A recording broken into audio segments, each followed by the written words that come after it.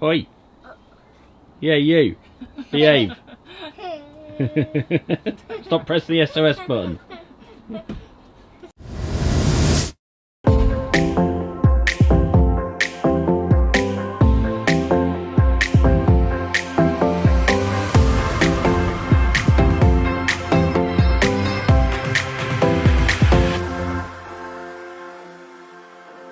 Right, well, welcome back to Bus and Beyond, and in today's video I'm just going to do a bit of an update on what we've been doing with the van, really. So yeah, a few different bits. Again, I can't believe the amount of stuff that I've been doing that is pretty much invisible to the rest of the build. But first off, let's have a look at the side here. So I've been prepping this side for all the electrics, so they all come back to this point. This board is not actually fixed yet because there's a few extra little bits that I need to do just to finish off before I actually fix it back. Things like cutting out where the bed brackets go. Also, there's, you can see the earth point in there. That's the ground, and I want access to that. So you can see another bit there that needs cut out. But this board is not a decorative piece. This is all going to be behind a better looking board, so it's not too bad. But obviously it takes a bit of time, you know, scribing around there and that edge there and all sorts, and battening behind, doing a bit of vapor barrier as well, all that kind of stuff. So pretty similar to that side there. I've done that side there. I'm not sure I'm going to actually paint this because it will be completely hidden. There's going to be a little bit of a void where all the cables will sit, and then another better board, flame retardant board, will go in front of this, so the cables will look neater because you won't see them and all the actual fancy electronic stuff will sit on that board, which will look much better. Another job, you can see that I've started, well, I've carpeted around the top there, around the edge, because I actually did that board before I carpeted, and that was a mistake. I should have carpeted first. However, it wasn't too bad. I just kind of slid it in the side there. But I carpeted this side before the board went on, and it's, yeah, much better. So that looks quite nice. Quite pleased with that. This is just that like four-way stretch. It was quite tricky to do around that top bit, but basically I took the rubber seal off, this seal here, just pulled that off, and you can see a little bit of red. That's just chalk marks where I marked it to cut it. But yeah, it's just a bit tricky around the top, but I just kind of nibbled away at it with scissors, and yeah, I'm quite pleased with that. I quite like the colour. At the bottom here, it's not very neat, but that will have a finisher across there, so that's why it's like that. I also lifted this bit up, the plastic bit, so that I could get underneath the bottom there. Yeah, I'm quite pleased with how that looked. Another big job, like I say, that is pretty well hidden, was this conduit here with this red cable. Now that cable actually goes all the way to the front. It goes underneath the van. It's cable tied alongside another wiring loom, all the way up across the side of the fuel tank, near to the side of the exhaust manifold, and where that all drops down. But obviously I put it the other side of the actual heat shield. It runs up there, up to the fuse box up at the top there, where I've managed to get a pickup. In fact, I'll show you. What are you doing? The hazards are on. Why you put the hazards on? Warning people that I'm opening the bonnet.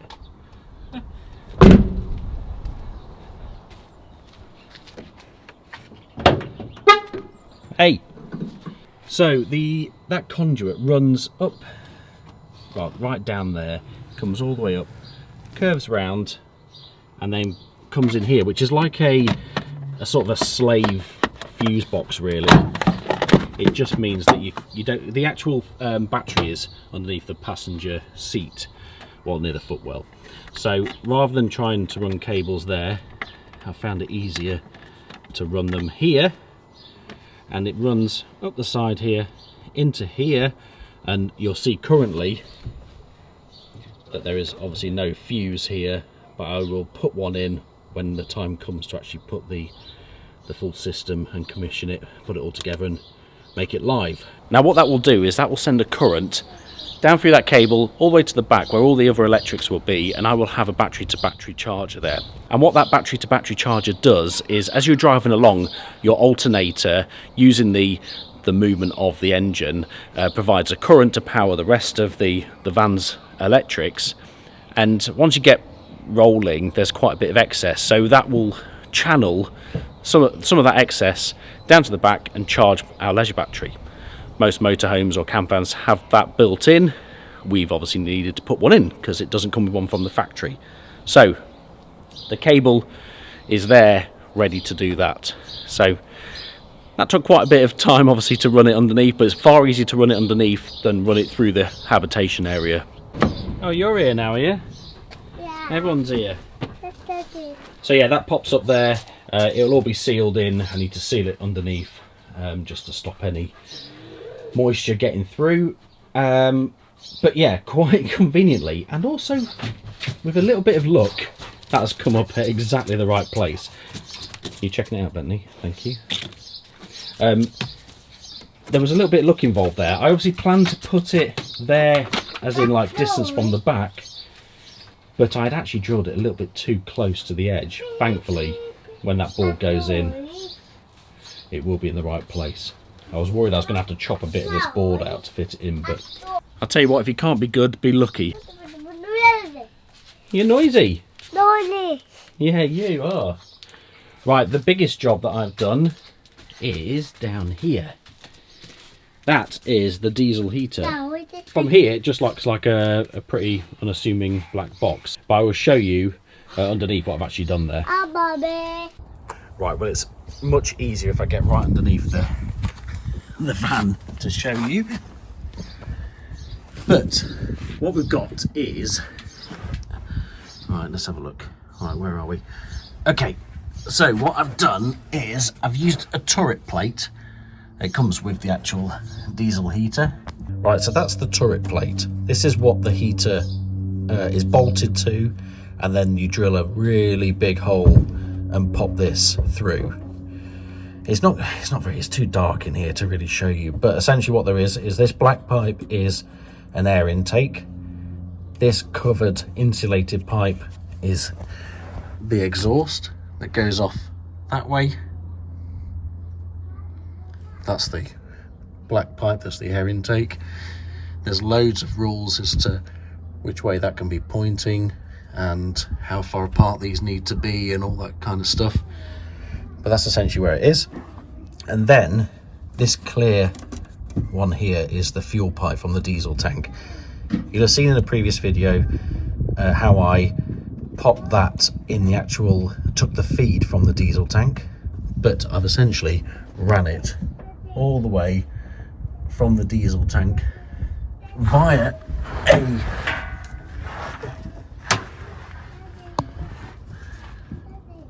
that's the diesel pump, that's the fuel pump. You'll see the actual fuel pipe goes up over the top of the heat shield for the exhaust, so it's well out the way of the exhaust, and the other way, that's where it picks up from the diesel tank. There is also a black cable, you can't really see it, that's the 12-volt feed to the diesel pump, and that runs the same route as the fuel tank. What that does is that just tells the fuel pump when to pump fuel to the diesel tank. There's loads of cable on that, so it gives you loads of options where to put the actual diesel pump. So I've just coiled that up for now, and then it runs up and alongside the turret, goes in through a grommet and up to the diesel heater.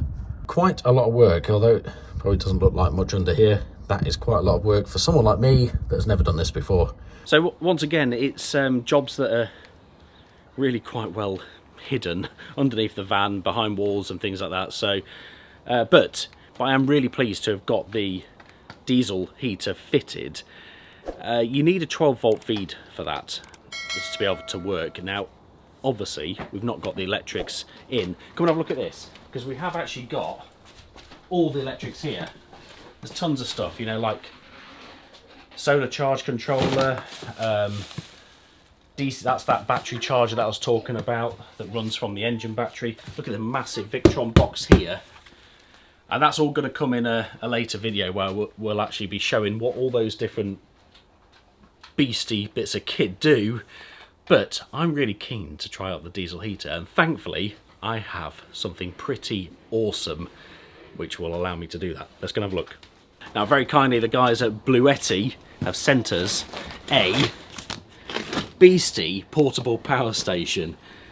Now, I'm going to use this to test out the diesel heater, see if it works, but we will do a much more in-depth video all about actually how this works and what it does, all the clever little things it can do. But I'm just really keen actually in this video just to see if I can get this diesel heater working, because that'll be quite a big step for us.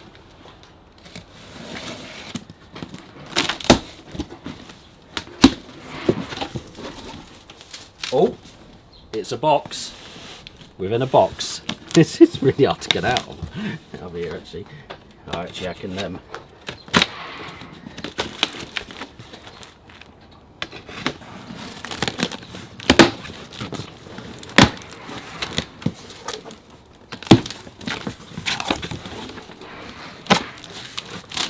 Ooh, a bag of things.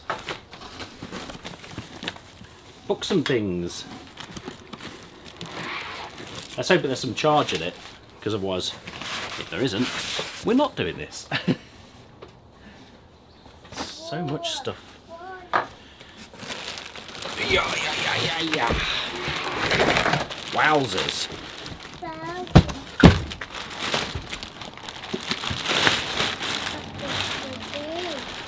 Look at this.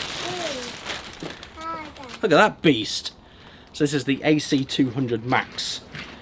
But like I say, I'll talk more about this and how it works in a later video. Let's just see if we can work out getting the diesel heater working. I need to just plug everything in, all the other electrics like the controller and all that stuff. So I'll do that first. Let's just check it's got some charge. It's a right beast. 62%. That'll do. Quite a few people nowadays are actually using things like this to fully run their whole van. So that's quite interesting. However, that's not what we're going to do. This is going to be used for, well, in addition to our van electrics, which would be pretty awesome, but also it's going to be fantastic for the rest of our van build. We have to plug loads of lights in here and all that stuff. What you got there, House?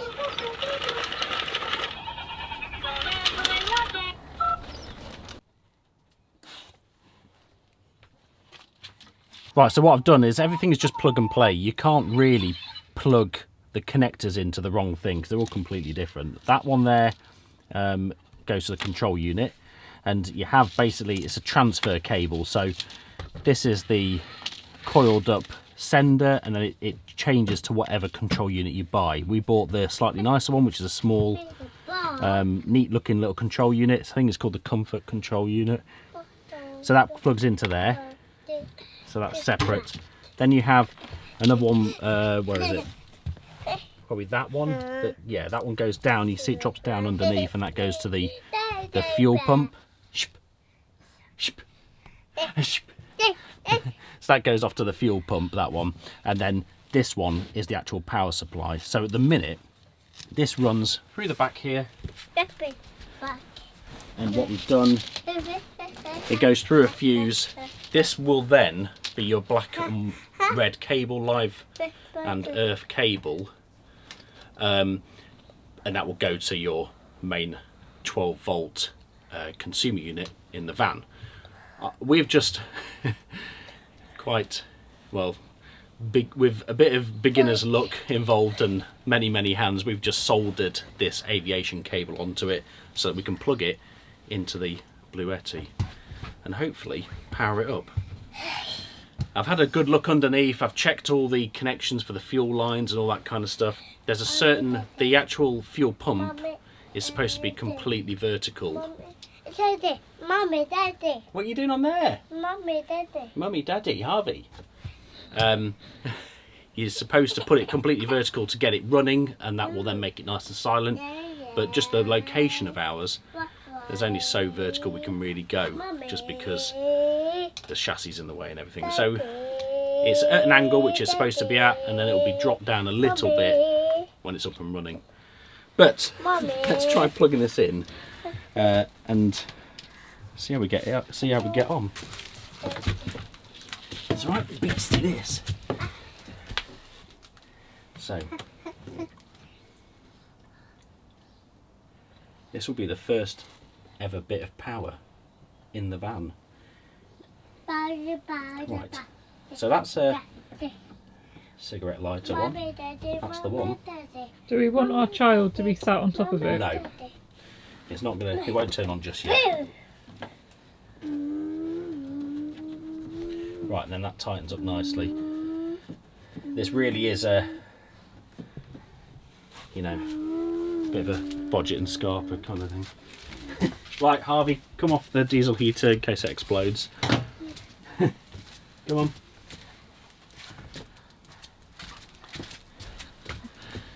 Right, so if you just turn that on, I'll go and stand back. Right, so I touch on the screen, it's plugged in. Don't touch that, Harvey. Let's turn the DC on. No, leave it, Harvey, leave it. Right, so DC's on. Oh, Harvey, don't touch it. Leave it, Harvey. Don't touch it. Come and have a look at this. Leave it, Harvey. The screen is on. Oh, we've got the dog in here now as well. This is all very health and safety orientated here. That's a Billy bonus. Hey. Right, what I suspect will happen is, so if I go to heating, temperature mode, you're supposed to put it right up on pretty high for quite a long time. I suspect when I start it, it will make a noise. I think it will try and fire up, but the fuel won't get all the way through because obviously it's just been installed, so there's a lot of air in the fuel supply. But I need to drop down and check what's going on. Right, what's going on here is the actual fuel pump is running, so that's a good sign. The fuel pump is wired incorrectly. I can smell a little bit diesel. Well, maybe I can't. I don't know if I can or not. Maybe I'm just imagining it. Can't see any leaks.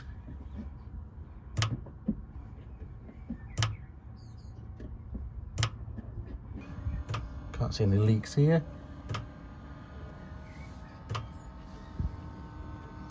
Oh, it does actually smell of diesel heater. That reminds me of camping. Fantastic. Air intake's making a noise.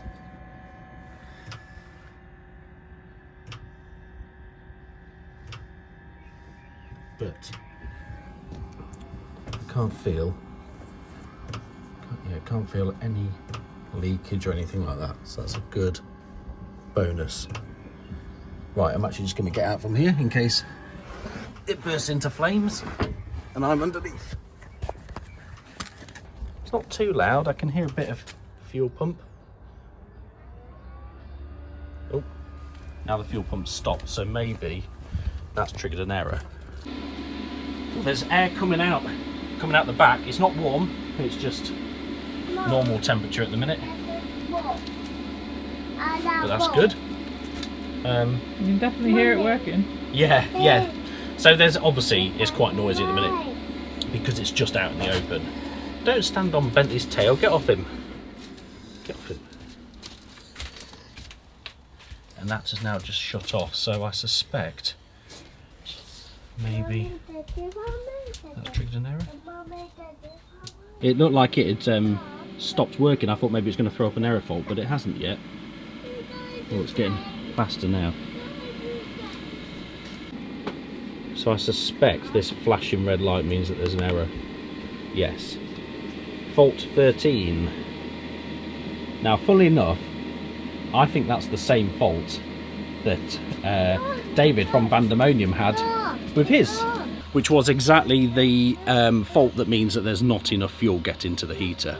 So I think what we'll do is we'll let it do its shut off process and then I'll try it again. So yes, as I suspected, fault 13, it says the heater does not start.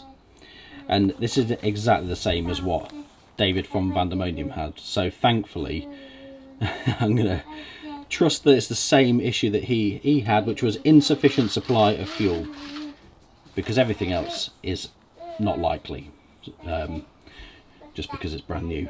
So thankfully, we had the same fault as him. So it's just shut off now. I'll leave it a few minutes and then I'll power it up again and see if I can get some more of the fuel through the pipe.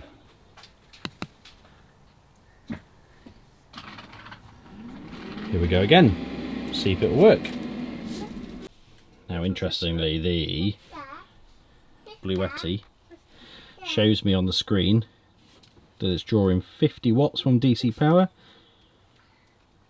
So being that it's 2048 watt hour battery, it would last a hell of a long time at that kind of wattage. It won't pick up on the camera, but I think the fuel pump has actually got quieter since the first time I ran it, which makes me think that fuel is actually getting into it. Fingers crossed. But yeah, it's nice and quiet actually. It's not too bad at all. You would hear it if you were in this front bed, but it certainly wouldn't. Well, I don't think it'd keep me awake. You're hardly going to hear it at all at the back. The fan has just kicked right in. Let's go and double check on the outside, make sure there's not a big flame sticking out the side.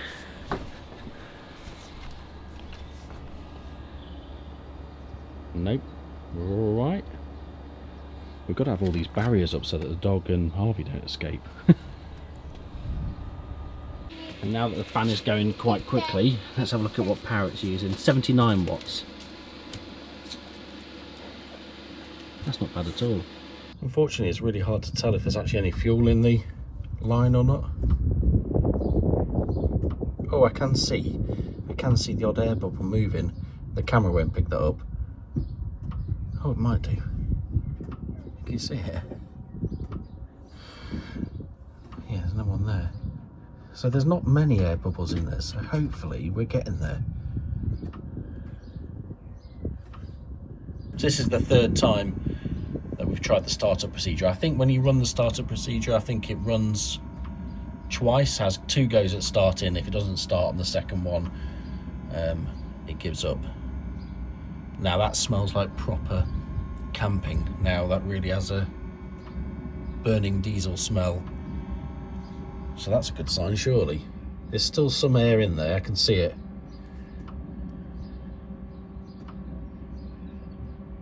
But it is moving along, that's the main thing.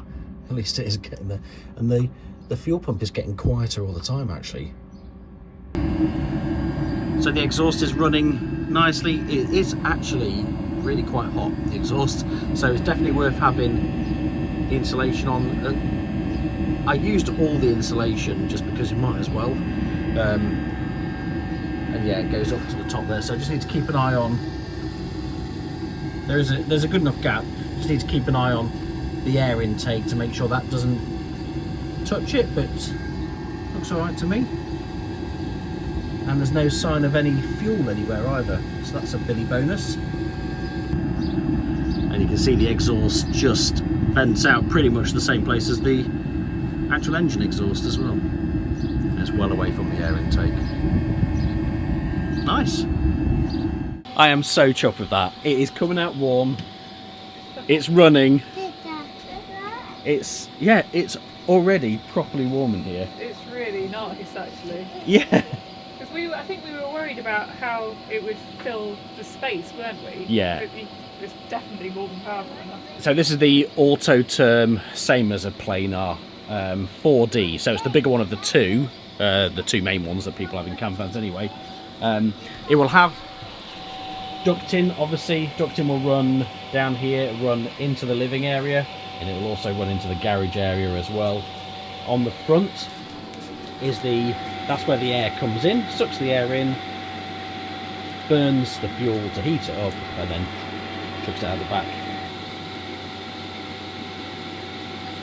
yeah, you can hear it's obviously pretty loud, but it will all be boxed in. I put furniture board all around the side here, and it doesn't run at this volume all the time. It's only because we've got it on high to try and get it to, yeah, run for a fair bit of time. 18 degrees in here supposedly. Don't know how true that is. What's the Bluetti doing? Is that, so it's running at a constant 37 watts, 39, and we've got 60% of battery left. Working a treat.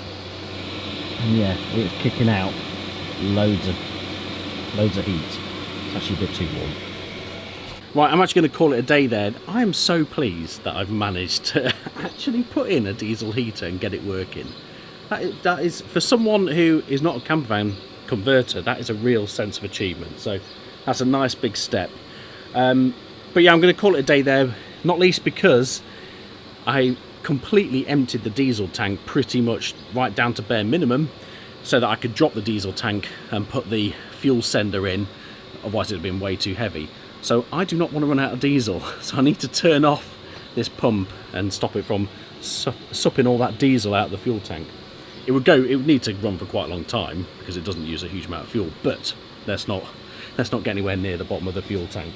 So huge thank you to Bluetti for sending us the AC200MAX. Like I say, there'll be much more on that in a later video, but at least that has allowed us to actually test out the diesel heater. But yeah, thank you so much for watching. We really appreciate it. If you like this video, please hit that thumbs up button and please consider subscribing because it really does help us bring more videos like this where we run the risk of setting fire to our van. All good fun, innit? Thank you so much for watching. We will see you in the next video. Cheers.